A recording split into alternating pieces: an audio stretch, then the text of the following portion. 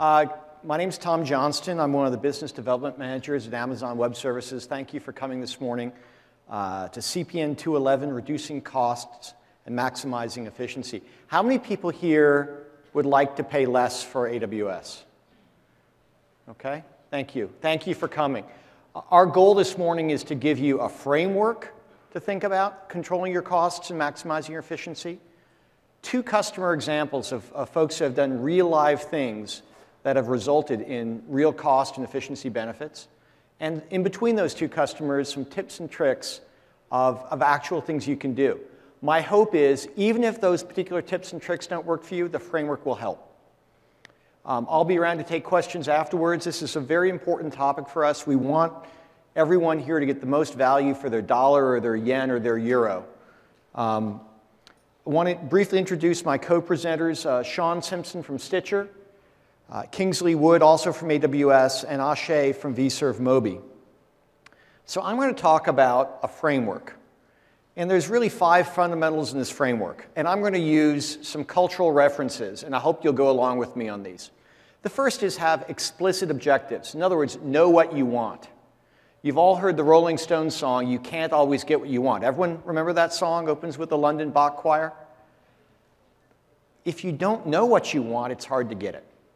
So we'll talk about objectives. The second thing is matching your instances with your workloads. So remember the song, "You're the One That I Want" from Greece?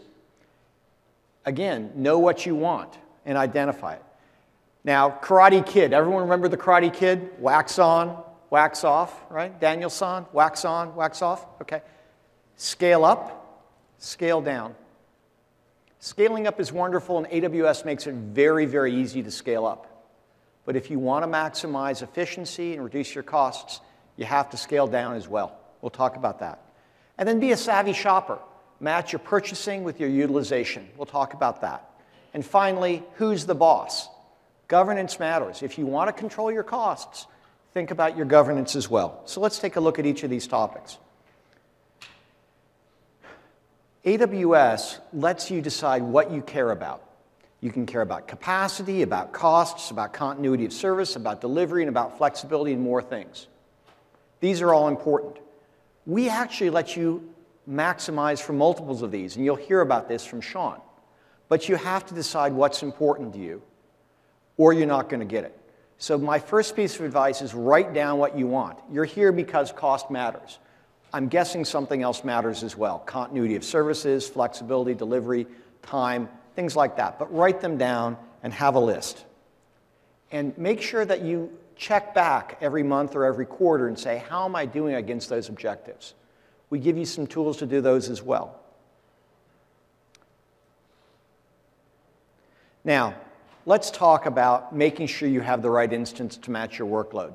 This is probably the single most important place to start, because if you get this wrong, you'll be out of whack. You'll be spending too much money. You'll be inefficient. You won't have the response times you want. So think about your workload. How much memory does it require? How many virtual cores does it need? Does it have other requirements, such as requiring very high networking speeds? And we give you some guidance as to what our instances can do for you. The second thing is tune. If you think an M1 medium works for you, try an M1 large. If you think a large works for you, try an XL. We've also introduced a whole new set of instance families. The C3s are out now. They were announced yesterday. And then use CloudWatch and Trusted Advisor if you have business support to try and understand if it's working for you. For example, with CloudWatch, you can put custom metrics in that address your memory utilization and take a look at them. You can put these in at 1-minute intervals and then take a look at 2 weeks of data. I noticed some people taking pictures of diagrams. Thank you. These slides will be up on SlideShare, so you can take a look at them later if you don't want to take notes today. This is a really good way to understand where my limits are using CloudWatch. Do I need more processing resources? Do I need more memory? If so, adjust my instance size up or down to make sense. Now, this is a chart. I admit it's a bit of an eye chart, but you can see you've got processing ability as the x-axis and memory as the y-axis. And you can see the families that we have here. Our M1 family, the standard, the M3, the C3, high memory, and high CPU instances. So we give you a lot of flexibility to pick the instance type that matches your workload. And getting this right will help you be most efficient, which will help you reduce and control your costs. Now, as you think about, once you've found that, thank you, once you've found that, then you roll out. Then you deploy multiple instances across availability zones, but you don't do it until then. If you deploy a lot of stuff with the wrong size instance, you will not get the results you want. I work with a lot of startups, and my advice to them is to spend a month or two tuning things before they go big. Otherwise, they get some surprises they don't like. Now, the other thing is that people will say, hey, some of these instance types are extremely expensive. They're absolutely right, but they're workhorses. And sometimes it's better to pick a big instance that can do a lot for you than multiple small instances. Sometimes it's the reverse of that. Your mileage will vary. So, for example, you may have, let's look at 3 workloads. One workload may be optimal running on 4 M1 extra larges. One might be optimal running on 10 M1 medians. One might be optimal on 2 M3 double XLs. You have to look at each one individually. And the costs of these are different. So an M1 large is 26 cents an hour, and if you can run 100 jobs on 10 of them, that's 2.6 cents a job. On the other hand, if an M3 XL can run 300 of the same jobs on 10 machines, then your price is only going to be 1.9 cents an hour. You know, pretty dramatic savings, 35% or so. So remember, think about workload density, not just what the instance hourly rate is. Sometimes the large and more expensive instances are actually cheaper when you look at it on a per job basis. Now, okay, we're coming to the fun part. Karate Kid, remember? Wax on, wax off, okay? Scale up and scale down. Now, here's a typical follow-the-sun e-commerce model for workload. Amazon.com has a very similar workload to this if you look at it on a time zone by time zone basis. Not much business in the middle of the night, quite a bit of business during the middle of the day. And let's say that one server can do, half of that. Now, normally, people would provision 2 servers. You might actually turn the server off in the middle of the night to save a little power, but you're already paying for peak power. You're already paying for HVAC capacity. There's not much in the way of savings. With AWS, you can have one server running the whole day and then a server just for those 8 hours. So you can scale up. But remember, if you want to get the savings, you have to turn those off.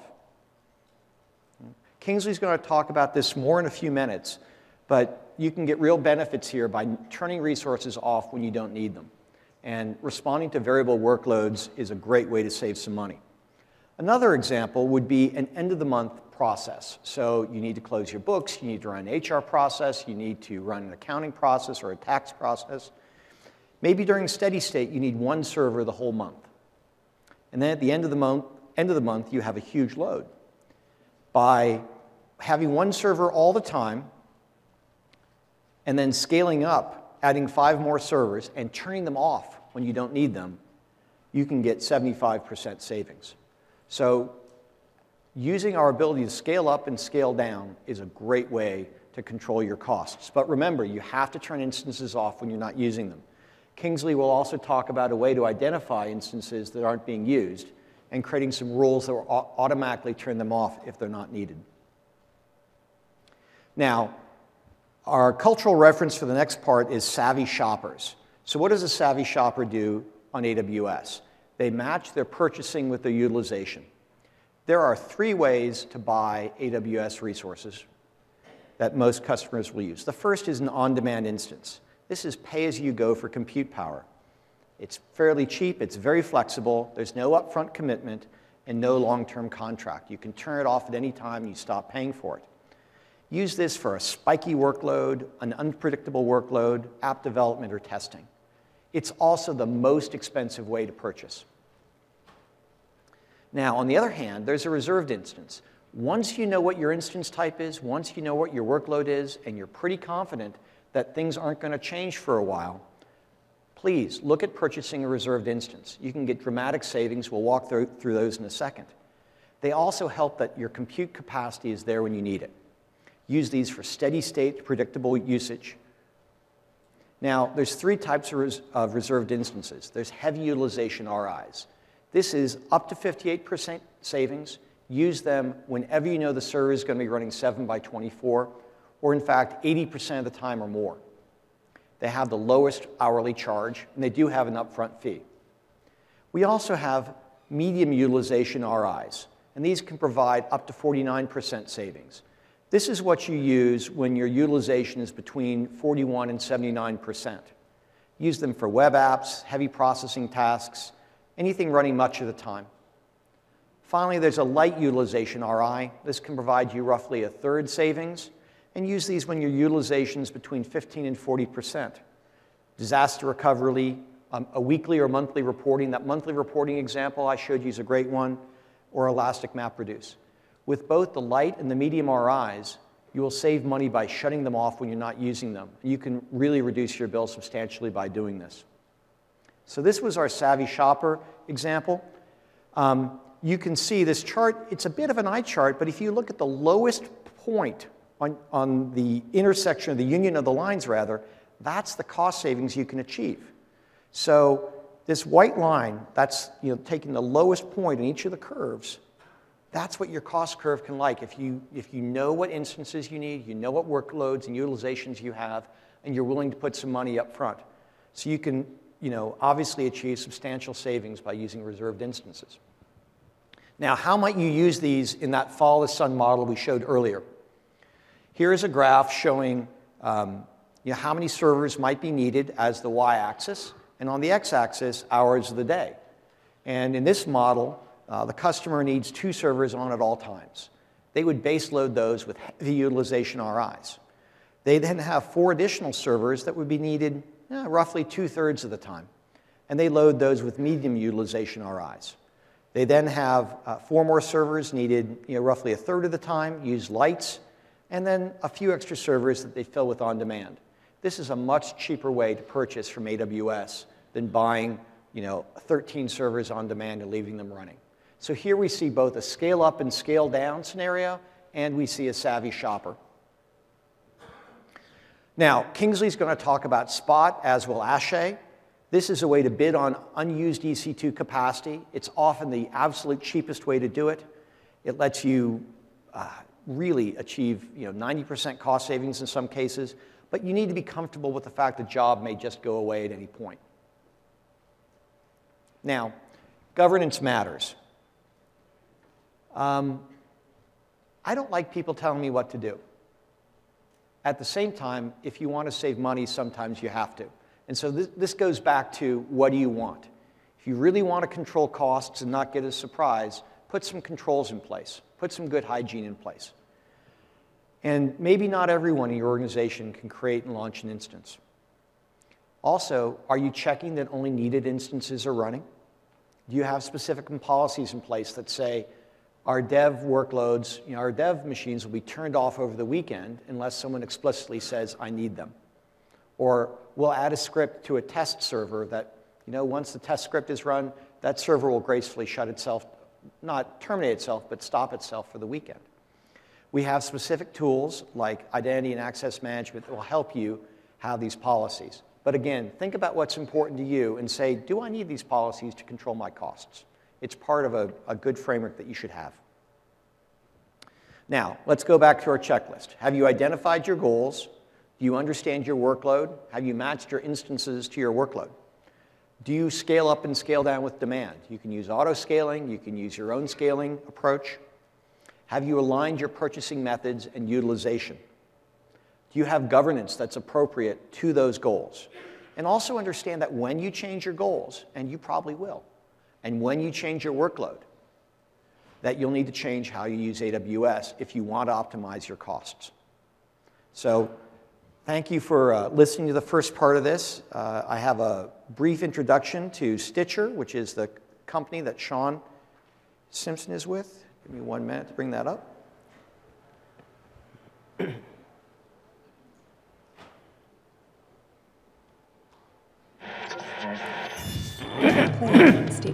Good morning. Well, after the markets closed yesterday, Alcoa announced first quarterly loss since 2009. The company Welcome back to Film Spotting. We're sharing our top 5 films with my special guest, Michael Phillips from Chicago. Resuming episode. You all funny. Well, we have a good time together. As promised, I'm joined right now by the captain of the Chicago Blackhawks. He's an all-star center. He's already in his 5th NHL season. He's a member of the Blackhawks team that won it all. But he's the best, greatest comic mind in the last 100 years. And a product that thinks, what kind of sound should this thing make?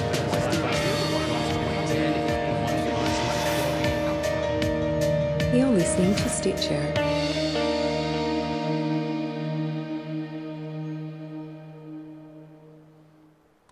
Hello everybody, my name is Sean-Simpson. I'm with Stitcher. Hopefully the video gave you a little bit of an idea of what we do. A lot of people ask me, what is Stitcher? And the quick elevator explanation is, we are to news and talk radio what Pandora is to music. We are a content aggregator. We have over 20,000 shows that we allow people to put together into their own playlists and play on demand at any time. We're deployed on mobile devices, consumer electronics, and also in automotive head units. To give you an idea of the size of the organization, the app has been downloaded 12 million times. I mentioned we have 20,000 shows. And we have over 1 million hours of listening per week to our user audience, which results in over 100 terabytes of data outbound every month. So we had a fairly large data kind of an issue there. With growth comes pain. And let me tell you a quick story about our previous situation. Stitcher was in a co-location facility, and we were actually subletting a couple of racks from a company that had a much larger presence within the co-location facility. And as a result, whenever we needed any kind of changes, we needed to go to them to make those changes happen.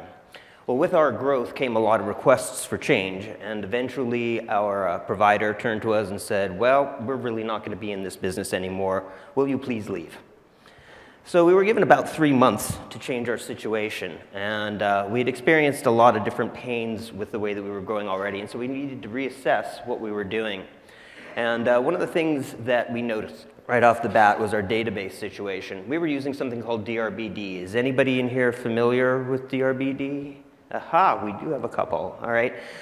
Just really quick, it is essentially hardware high availability. You have 2 machines that are pretty much strapped together, and they communicate to keep things in parallel. And what the problem with that is, what happens when you're suddenly beyond the capacity of the machine?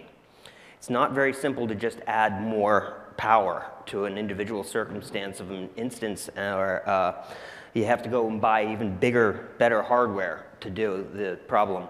Also, with our sublease, we didn't have access to our own servers. Anytime a hard drive went bad, we had to call somebody up and say, please go down and deal with this. Also, with leases and purchases, since we had both of them, we were kind of tied into the hardware that we had, which made it very difficult for us to grow.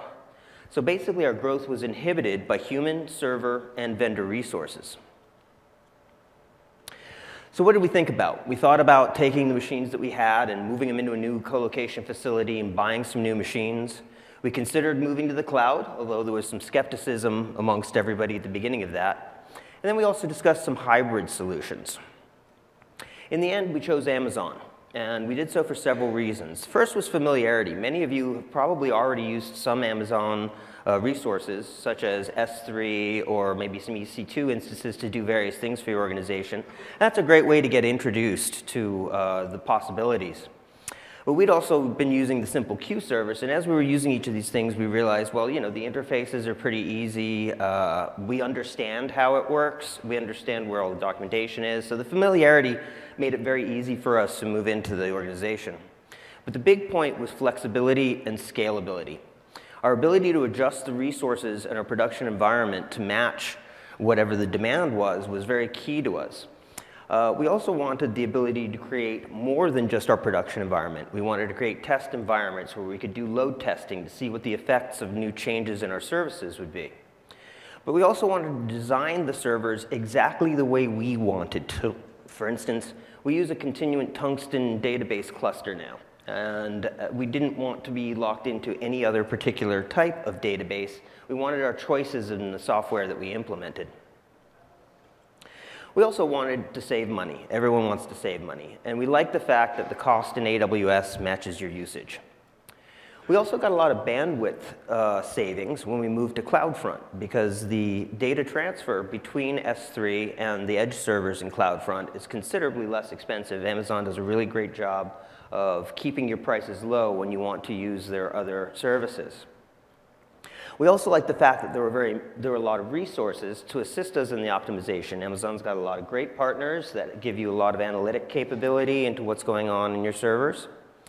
And very simply, once we did the numbers on all the different solutions that we tested, Amazon came in the cheapest. Another thing that I want to point out is that the documentation and customer service has been great. I like to say that they have the right level documentation. Anyone with any kind of technical savvy can just read it and know what to do and why they're doing it. Often just with reading a few pages, 10 or 15 minutes, and you have what you need. Whenever we didn't understand what was going on, a quick phone call, email message, and we had answers back very quickly from our representatives. So it was good to have a partner on board with us as we transitioned. So, excuse me, how do you architect for change? And the first thing you have to ask yourself is, what are we trying to achieve?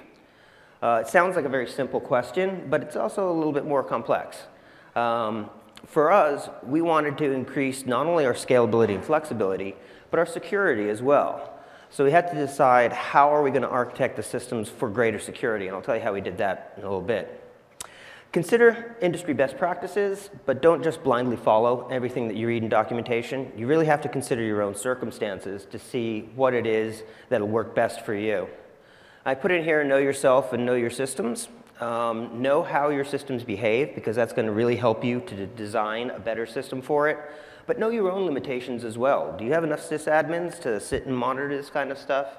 Do you want to do something the easier way because you don't necessarily have the resources to put towards it? It's things to consider as you go about designing. And also read all the documentation. The answers are really there for you if you research them a little bit. Use Puppet or Chef or CF Engine or some kind of configuration management tool. Those who are used to dealing with big servers and co-location facilities probably used fewer servers, and when you move to a cloud kind of a architecture, you're probably going to increase the number of servers and need to bring them up and down quite regularly. So have tools that help you with that. Configuration management will make that a breeze. It also lets you build, destroy, and build again. And this is great because you can test things out. You can play with different architectures, see if they work, destroy them if they don't, and start from scratch. It also follows the principle of write once, build many, reuse whenever you can. And here's an important point. Sometimes you have some subtle differences in types of servers that you use. For instance, we have two different kinds of web servers, one which is our public-facing, another which is administrative and only internal. The differences between those can be managed by simple rules that are well specified. And use naming conventions. All of our hosts are named specifically so that Puppet knows what to do with them, and this way you can build out any type of instances you want. So here's the architecture that we came up with, and I'll just go over it really briefly. You can see we've got two availability zones here. The first one is the one where most of our services are deployed. I believe that's US 1B, East 1B. And in the second, we only keep those facilities that are public-facing. This saves us a little bit of money. We don't have everything duplicated, but we have everything that's necessary for our services to run duplicated.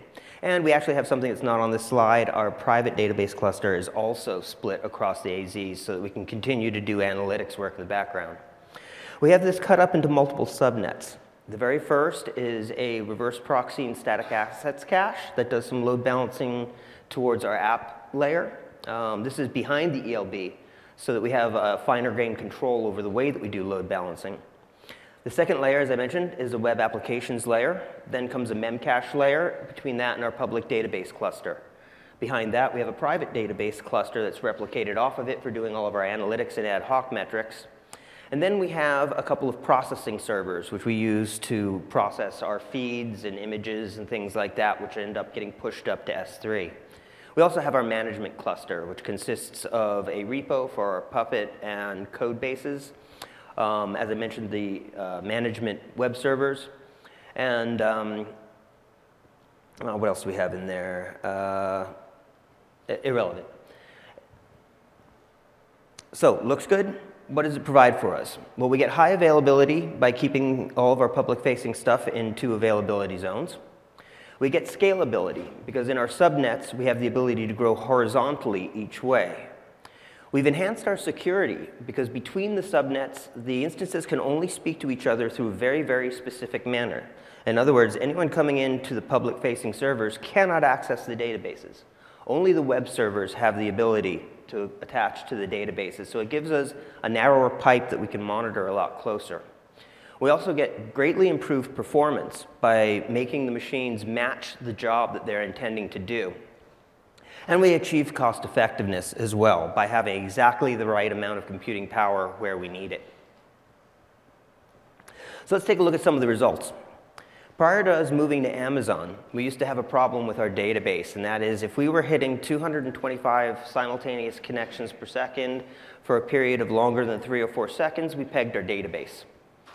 Now, we're achieving rates of 450 connections per second, and we haven't seen any kind of influence on our database that way. Hopefully, we will see much larger and faster rates come soon. We have yet to find out what the cap is. GetStation Playlist is one of our services, and we use it as a primary metric because it's what happens every time you start up the app. Prior to moving to Amazon, our service took roughly 0.75 seconds to complete, and you can see afterwards we've reduced that by roughly an eighth. It takes 0.1 seconds and sometimes less to run that service now. As far as maximum throughput, our previous cap was at 5,000 requests per minute, and at this point we're hitting 20,000 requests per minute, and again, we have not seen it cap us out yet, so I really don't know how far that number can go. And the big one is right here, downtime. Whenever we used to have a lack of database connections or the throughput got too high, we used to have to go into maintenance mode, and we estimated that we've spent about 1,200 minutes in a year in that kind of a state. It was roughly a year ago that we moved to Amazon, and in that time, we've had a total of about 15 minutes downtime. So, what is the bottom line? Well, they wanted me to come up here and tell you how much money we saved, but we actually are spending about the same amount of money we did before. However, we have more than twice the capacity than we had before. As you saw from the previous slides, pretty much every metric that we cared about has just been shattered. So, how is it that we save money? First of all, we have reserved instances. All of our databases, since they're up and running full-time, are all reserved instances. Some of our web servers are also reserved instances. Our processing servers, those are the things that run constantly, are all reserved. We also have appropriate instance types. Our databases, we need to be the big boys, so they're M3 extra larges with SSDs on them. But up at the very front, where we do our load balancing, those are all M1 smalls. All they're doing is balancing throughput. We use CloudFront for our CDN, and that reduced our CDN costs by roughly 50%, and that was very helpful. But we also use the API. One of the great things that you can do with Amazon is make API calls to change the size of your instance, spin up new instances, and pretty much control everything that you could through the graphical user interface, but done automatically. And I'll give you an example of how we do one of these. We send out breaking news alerts. And when that happens, we send out push notifications to roughly 1 million people in a period of about 15 minutes, and then the flood comes back. So when that happens, we bump all of our application layer servers up from M1 larges to C1 larges. And that handles the workload. We can bring them back down immediately afterwards as well. Monitor your utilization. It's very easy to spin things up and forget about them. But you'll waste a lot of money if you don't really pay attention to how each of your services are being used. And also do some load testing. Since you can spin up development environments at will, you might as well set up a replica of what you've got going on in production, beat on it a little bit. We use HTTPerf, something very, very simple, and take logs from, say, the previous day and run them at twice the rate as what they used to see what our systems can handle. And that lets us know where we need to adjust our instance types prior to it actually happening to us. And then do some house cleaning. We had discovered that we had multiple copies of a lot of our audio stored in S3, and that when we looked through it all, we could get rid of half of it, and that saved a lot of costs for us. But also you see that developers and engineers, they constantly love to spin up services and forget about them. And just by going through and shutting down what you're not needing, you can save quite a bit of money. We're not done there. We still have a lot of things that we need to do. We just got started with Amazon about a year ago, so there are some things we want to start doing more. We do a lot of processing, and we realize that not all of that has to be in real time. So we might as well use spot instances, and Kingsley will talk more about that in a little bit. We do not have auto-scaling set up yet. We do have some of our own scripts for handling that kind of stuff, but there are some better ways in Amazon that we want to work on achieving so that the auto-scaling happens dynamically without us having to press a button to make it happen. And we're doing a lot of in-app optimizations as well. Now that we've got a really good scaling memcache layer in between, we realize that we can cache a lot more stuff than we used to be pulling from our databases.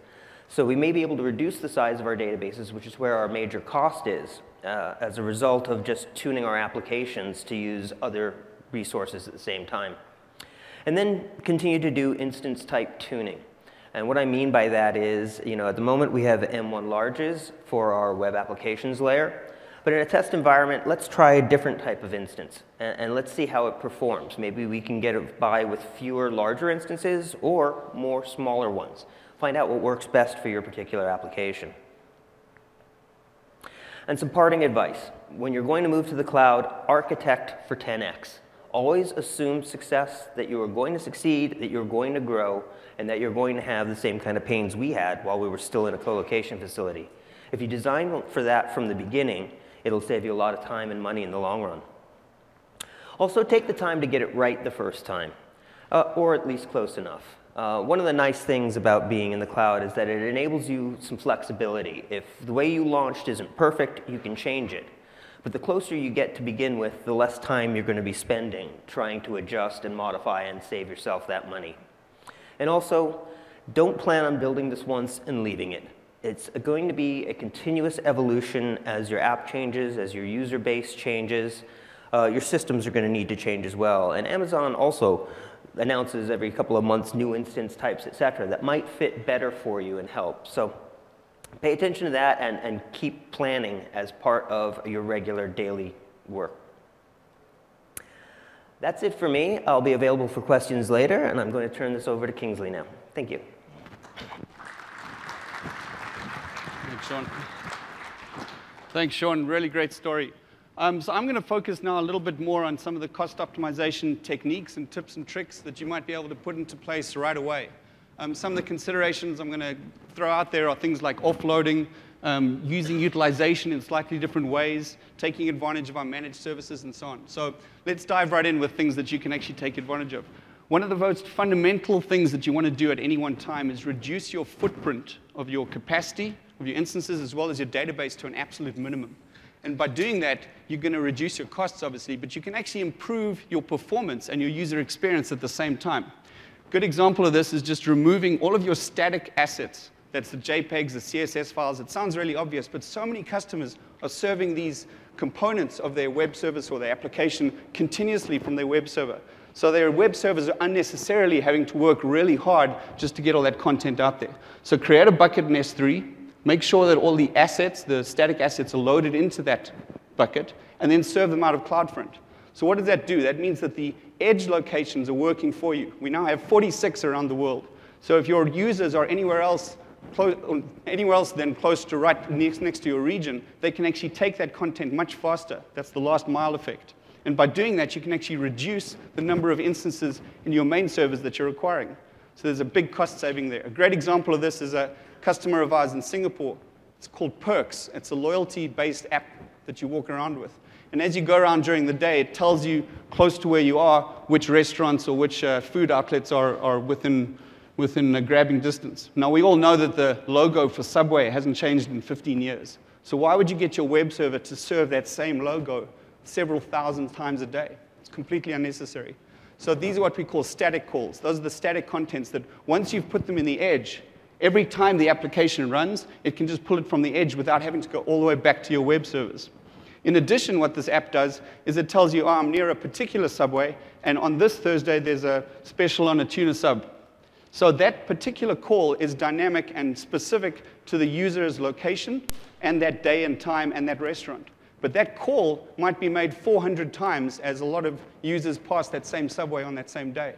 So again, it's not necessary to go make that call to the web servers 400 times. If you cache that dynamic request at the edge, there's no need for it to be repeated, and you can actually save a lot of capacity by reducing your footprint. And that's what we call the dynamic calls. So in fact, now with CloudFront, we recommend that you serve your entire site via CloudFront. This means the dynamic calls and the static calls. So no longer is it necessary for the user's applications to go back to the web servers for the dynamic calls and then come back for the static calls to CloudFront. You can serve the entire thing, again, reducing the footprint. And this basically minimizes the chatter between your web servers and the client. And that's a real big advantage. Now, I'll give you a real-world example of some customers that took advantage of this. We actually did a test. They were running their application on 4 mediums, and it was costing them about $485 a month with about 1 terabyte of data.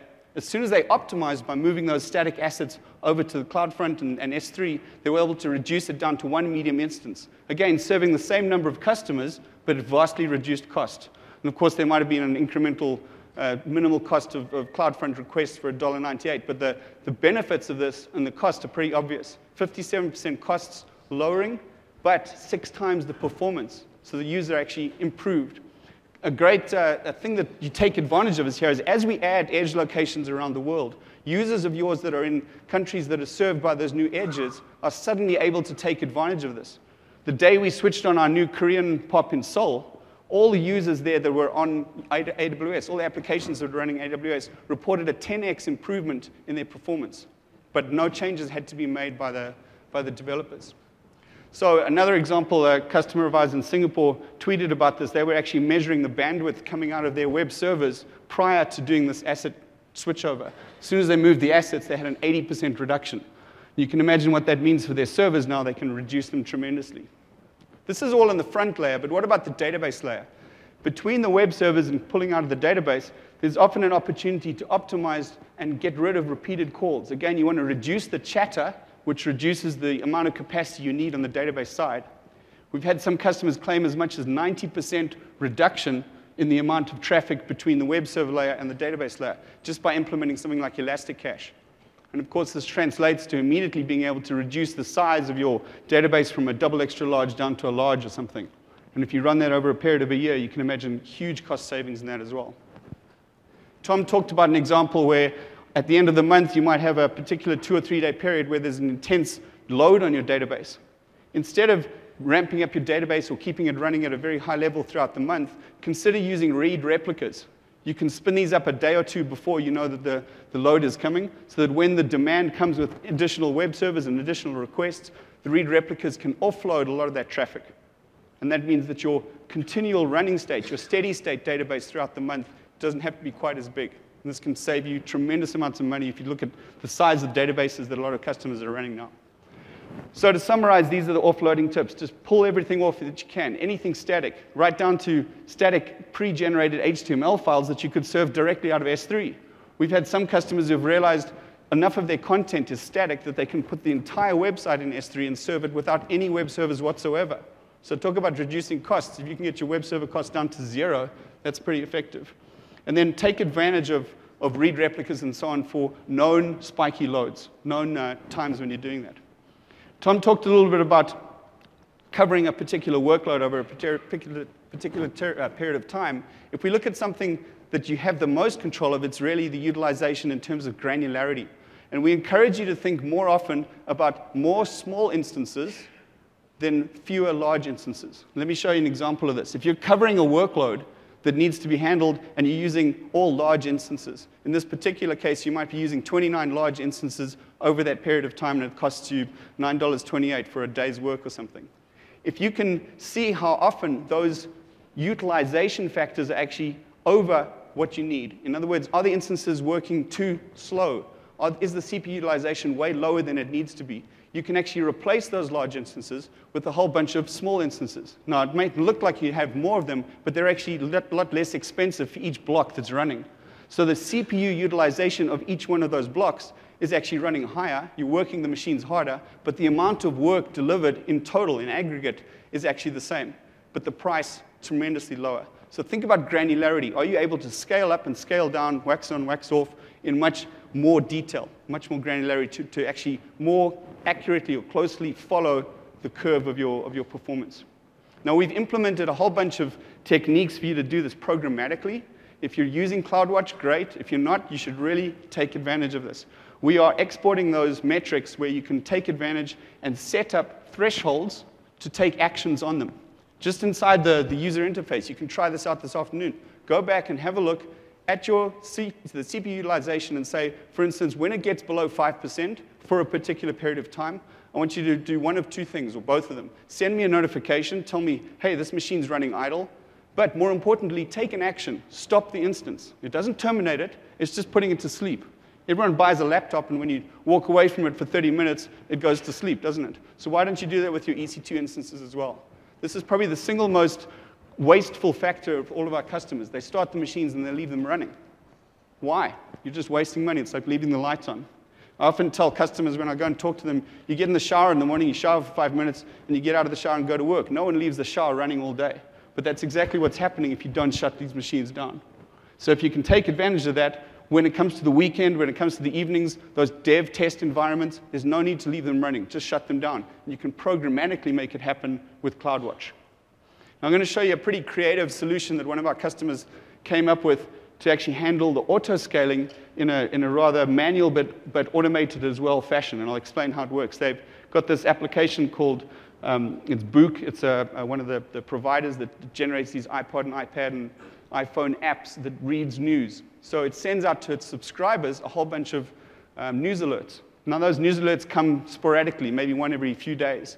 When the news alert comes through, they don't immediately tell the subscriber list. Instead, they ramp up for the next 6 minutes a whole bunch of instances on the back end to handle the surge of traffic that's inevitably going to come. So once those instances are up and running, they then send the notification out to the customers. And of course, everyone gets the alert, and what's the first thing they do? They go back to the news site. They read their news article. They might browse around a bit, check their stocks, read a few other items. But within about 15 minutes, the interest wanes and people go back to their regular lives.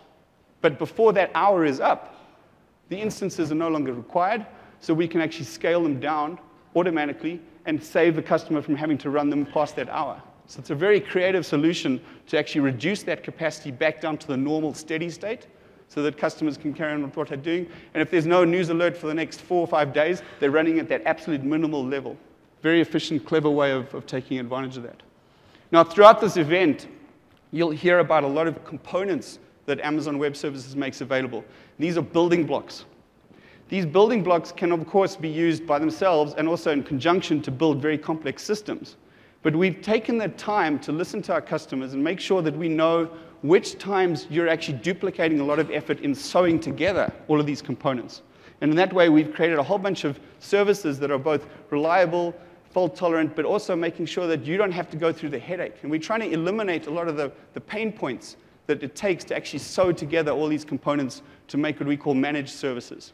So I'm not going to go into huge amounts of detail about all these managed services, but be aware of these and look out for them, where they can save you the hassle of having to put together various components to build very highly scalable, reliable, fault-tolerant systems, and we can do that for you.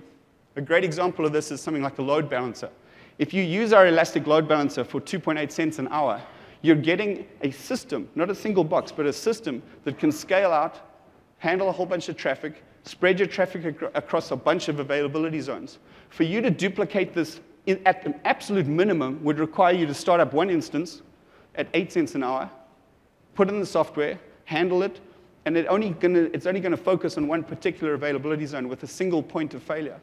So if you wanted to build a system as elaborate as the elastic load balancer, you'd have to put it together a whole bunch more components, and it would be a lot of headache. So that's one of the ways we encourage you to take advantage of our managed service. Something that Sean referenced as well was the simple queue service, SQS. The great thing about the SQS service that we provide is it's an only on-demand service. It's always running, it's always waiting for you, but you're only going to pay when you actually need it. So for 50 cents for 1 million requests, you don't have to duplicate it with your own server, running 24/7, handling the software, and it's got, again, single point of failure. So take advantage of these multiple managed services as much as possible. It can dramatically reduce your costs, let you sleep better at night. Now, many of you have got AWS accounts in multiple. So you've got big enterprises with lots of teams, lots of projects, and you might have spun up a whole bunch of AWS accounts over the years. We encourage you to consolidate them, and we really want to emphasize the benefits of doing this. If you've purchased a reserved instance in any one of your accounts that is consolidated or joined together, we will apply that billing benefit to any instance running across any of those accounts. So we're constantly striving to give you the lowest possible cost on an hourly basis. So it's really important to take advantage of this. A good visual example of this is if you've got a whole bunch of projects or teams, maybe some of you are partners and you're managing a whole bunch of customers' end AWS accounts for them. So as each one of those projects ramps up, we encourage you to think about buying reserved instances on a repeatable basis. You don't have to buy the whole bunch up front. You can buy them in batches, and you slowly build up a pool of reserved instance resources that are actually applied across all of those accounts. So we give you what's called a blended rate. You might want to look into taking advantage of that by consolidating multiple accounts like that. And of course, the other advantage of consolidating accounts is that you blend together a whole bunch of traffic. You aggregate all the content that you're storing and distributing and reserved instances, and you can take advantage of our tiered pricing model. A lot of customers don't take advantage of this because they keep their accounts separate. So by consolidating them together, you can actually take advantage of those reduced prices with additional volume. Finally, let me talk about flexibility. It's an interesting notion to consider. When we talk about architecture, I've always thought of architecture as these beautiful buildings that were built several hundred years ago. And of course, they were built and they haven't changed for several hundred years. So one of the other ideas to think about is really more about gardening. Come and garden in AWS's garden. Because you can change things, the seasons change, you want to prune this a little bit, dig that up, change that, plant new flowers and so on. And as things evolve within AWS, you can actually take advantage of these new types. So for instance, just stopping an instance and restarting it, you could spin up a C3 instance that was announced yesterday with your same AMI, same setup and so on. So you're constantly able to evolve and change your architecture in a gardening kind of fashion. It's just an interesting notion to think about. So now I'm going to talk a little bit about spot instances, and this offers you the opportunity for the most dramatic savings of all. Up to 92% of your costs for on-demand can be eliminated simply by using spot instances. But there's a catch. The machines can be pulled away from you at any time. We don't want you to think of spot instances as something that's always going to be available. So the key point that we want to emphasize here is this is our extra capacity. This is capacity that we are putting on the market temporarily because it's available right now, but it might not be available in a couple hours' time. And you can take advantage of this if you are able to by using systems that are flexible enough to handle an interruption. So think of anything that can be interrupted and resumed later. A workload that's got lots of little jobs that can be broken up and put on a queue. As soon as that queue throws it back, if the instance gets removed, you can go back and revisit it later. But in return for that, we'll give you the most amazing price drop, and we'll give you the most amazing capacity. If you have an instance limit of, say, 100, we'll give you 5 times that in terms of the number of spot instances that you can start at any one time. And this makes a whole bunch of new ideas possible. So think about this in terms of a good example is an engineering solution or a simulation that needs to be run. If that's holding up the job, if you've got a project team of 20 people, and until that analysis is done, you can't move forward, wouldn't it be great to throw a whole bunch more capacity at it, make it happen very quickly, and then get on with the project? And the value that changes over time, it might be that over a period of a week, you have to have the analysis done, so you're willing to pay whatever it costs to get it done. But right up front, you might be able to get it done faster and for less cost. So it's the most amazing benefit that you can take advantage of there. Similarly, if you have a system that needs analysis by a certain deadline, after which it's of no value, you can afford to throw your chances, it's like rolling the dice at having the analysis done ahead of time at a much reduced cost. If that doesn't work out, you can always revert back to on-demand and reserved instances. But it gives you the opportunity to play with that option. Now, there's some cases, some workloads that lend themselves very well to Spot instances and some that don't. If you have a data-intensive application, make sure that you're offloading any of the results at any time off of those instances, because again, they can be pulled away from you at any time. So the advice and tips we give you with Spot instances is don't build your reliability entirely on Spot. Don't rely just on Spot. There's an exception, and you're going to hear from Ashay in a second. They're pretty smart about how they're using Spot instances. I'll let him tell you all about it, but they've kind of gone around the rules on that and come up with some pretty creative ideas. But if you're able to take advantage of the flexibility, you can actually delay the results sometimes and get lower costs simply by being flexible about when the job has to be finished. Of course, with this amazing amount of extra capacity comes new possibilities.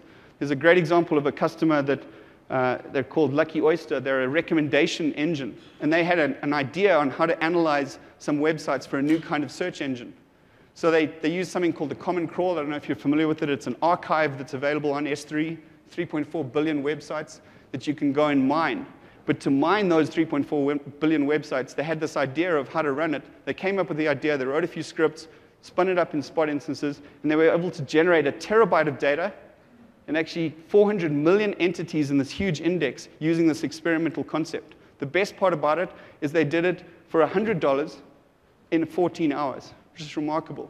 And if it was super expensive or would take 2 or 3 weeks to do this, they'd be less inclined to experiment. So Spot instances really guides our customers towards an ability to experiment and so on. It's fantastic.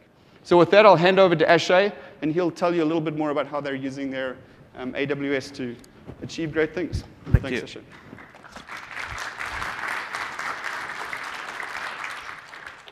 Hi, guys. I'm Ashay. I'm part of vserve.mobi. We're a mobile ad network. We primarily work in emerging markets, which is India, Middle East and Africa, Southeast Asia, Latin America. And we serve around 1 billion ad requests a day. And we reach out to around 200 million users on a monthly basis. That's our spread. So when we started off, there were certain requirements that we had, and that threw out some challenges on the infrastructure. So we wanted to have a platform where publishers, which is publishers and developers of mobile apps and sites, could come and start sending us their ad requests. So we did not have a way to sort of do any capacity planning because we didn't know what sort of traffic could come in. And we required extreme elasticity and scalability. That was a core need of the solution that we were taking to market. We were a startup, we were bootstrapped, we were using our own money. So we were low on CapEx, and we surely didn't want to get into any agreements or any sort of lock-ins at that stage. The other key requirement we had was to reach out or to respond to ad requests in the shortest possible time. In order to differentiate across our competition to sort of get ad responses below 200 milliseconds. At that time, our understanding of the market was that it was around 300 milliseconds that ad servers were responding with proper ads, and our target was to do that around in 200 milliseconds. And we wanted high availability. Now this meant on the infrastructure layer to have a lot of components. It's not just the compute. We needed load balancers. We needed to have proper DNS setups, proper CDNs, and a lot of other things falling in place. The other key requirement was that we were focusing on a very spread out market, and we wanted to have coverage globally. We wanted to serve not consumers only in US or only in a particular country, and hence we required a global setup. And we wanted to do a global setup with a small team. We had one person when we started, and now we have just a 2-people team. And hence we required extensive APIs, and we could code and programmatically do everything. Solutions, primarily AWS allows you to have just about all of these requirements in it. The only place where we are not using Amazon Web Services is for Middle East and Africa, where we host with some other hosting providers out of Turkey and South Africa. So primarily, this is our setup. We have our core setup in Virginia, and the ad delivery happens across the various clusters that are there. So I'll just explain this setup at any one of these regions so that I could explain what we do with spot instances. So what happens is whenever an end user opens an app, a request comes to us for a mobile ad, and there's an ELB and there are multiple ad servers behind that load balancer, which sort of take the request, figure out what device, who's the user, what app, and what country is he coming from, and accordingly give back an appropriate ad to the user. And we have one other instance which sort of monitors the load at the ELB level and these instances, and sort of scales up and scales down these instances. Each of this instance primarily has to look up a lot of things in the database, compute that, and deliver an ad. So they have only read requirements on a database. There is no write requirement. We write a log file, which are then sort of taken back to a central data sink and then processed out there. So none of these ad servers actually write to the database.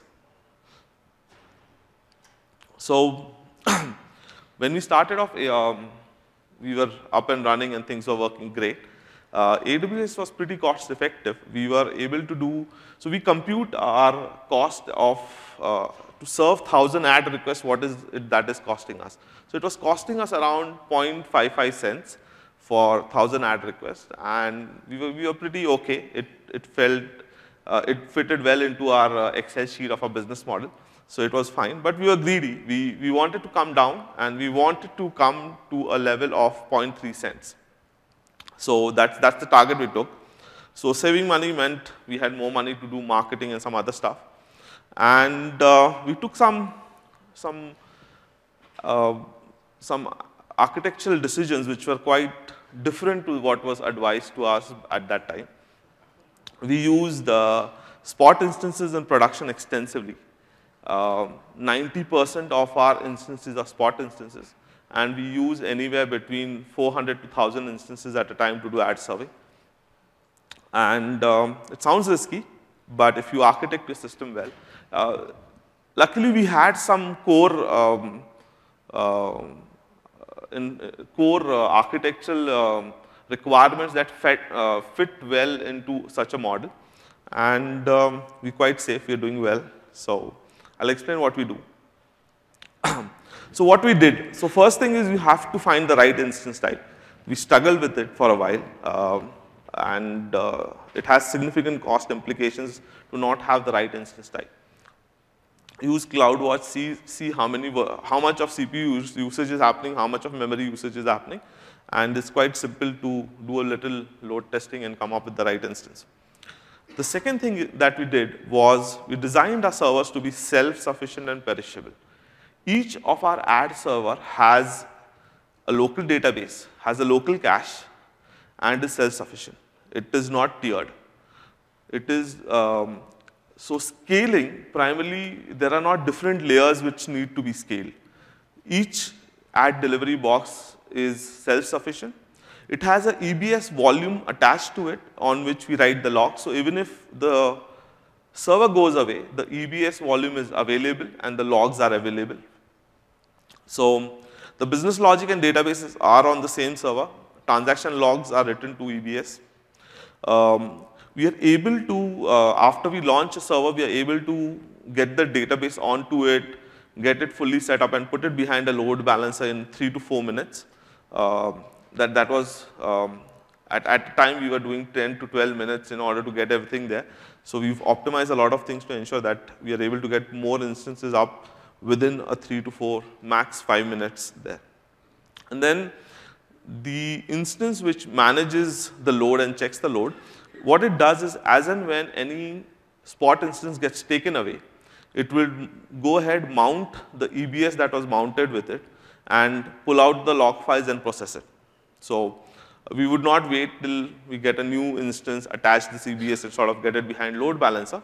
The instance manager which scales up and scales down would not wait and would sort of pick up that EBS and process it.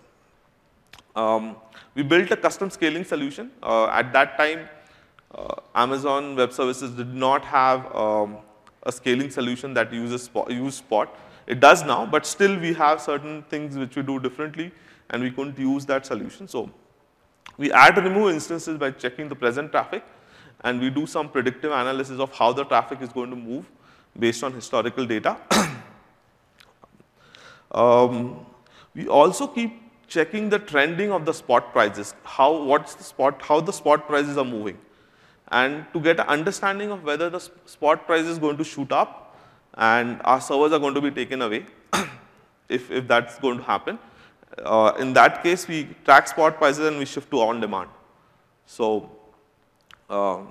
and we remove servers only if they have been used over 45 minutes and less than 55 minutes, because we do some graceful exits. So even when we are auto scaling down, unless the utilization is there, because we are going to get charged for an hour, we would not leave the servers, and we would use, we would leave them there. So this is what we did. What Amazon Web Services did for us, basically it has reduced cost multiple times. It has kept launching new services which have been useful.